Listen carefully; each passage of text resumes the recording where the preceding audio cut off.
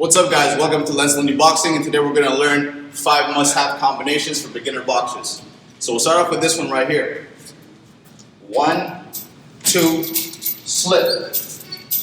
Now, the slip is very important because you're attacking someone, which means that they're going to attack you back. So you always have to have a defensive move after your offensive move. So right here, so you slip to your right, okay? Next one we're going to be doing 1, 2, 3, weave to your left. Weave to your left. Always make sure to keep your hands up whenever you have a defensive move. So that's it. So when you're slipping, weaving, whatever defensive move, is good to have your hands up, just in case you get hit.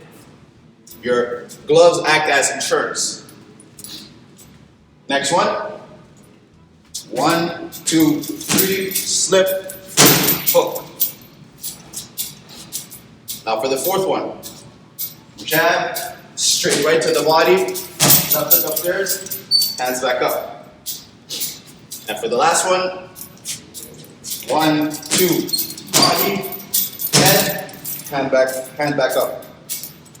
So that's it, guys. 5 beginner boxing combinations that everyone should learn. Peace out. See you next time.